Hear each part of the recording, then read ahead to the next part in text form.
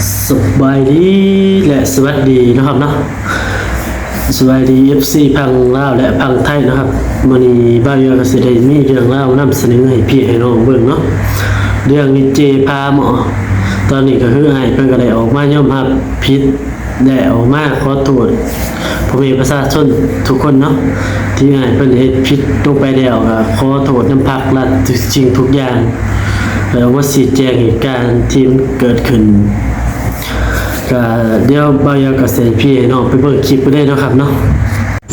ข้าพเจ้าซื้อดีเจียมฝาหม้อก่อนอื่นก็ขอนับถือทางการน้ำภาครัฐภาคส่วนที่เกี่ยวข้องซึ่งวันนี้ข้าพเจ้าก็ออกมายอมรับผิดซึ่งว่าวันที่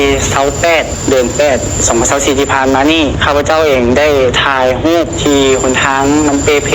มันเป็นหนองแล้วก็ข้าพเจ้าได้ไปตักโตเอาจระเข้เอาปลาอย่างไปใส่ซึ่งว่าข้าพเจ้าเองก็ไม่ได้มีความคิดหรือว่ามีความตั้งใจอยากใส่ให้ไปสีกันน้ำทุกภาคส่วนซึ่งว่าเรื่องมันเกิดขึ้นแล้วพ่อเองก็ยอมรับผิดทุกอย่างทุกประการแล้วก็ยอมรับสิ่งที่มันเกิดขึ้นแล้วก็ขอขอบใจทางหน่วยงานเจ้าหน้าที่ส่วนที่เกี่ยวข้องที่เอาตัวข้าพเจ้าไปตักเตือนสั่งสอนอบรมเป็นแนวทางที่ดีสำหรับของข้าพเจ้าเองในการเฮ็ดคลิปกับซึ่งที่ผ่านมาเองกับข้าพเจ้าก็ได้เฮ็ดคลิปละลายอย่างซึ่งว่าเท่านี้มันเป็นการที่ผิดพลาดที่ยิ่งใหญ่ก็ขอโทษขออภัยทุกภาคส่วนที่เกี่ยวข้องกับบ่อยากให้บรรดา FC มีเพื่อนเข้าใจผิดในสิ่งที่ข้าพเจ้าได้เฮ็ดลงไปได้กระทำลงไป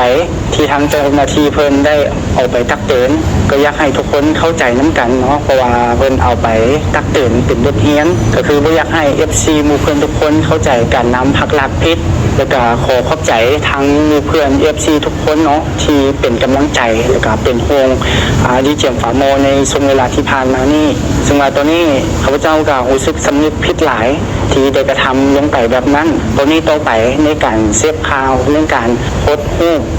แต่สิมีสติ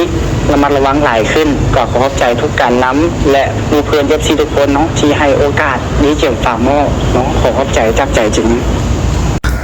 สำหรับคลิปนี้ก็อยากสิได้อำลาพาจากพี่จากน้องเลยเด้อครับเด้อ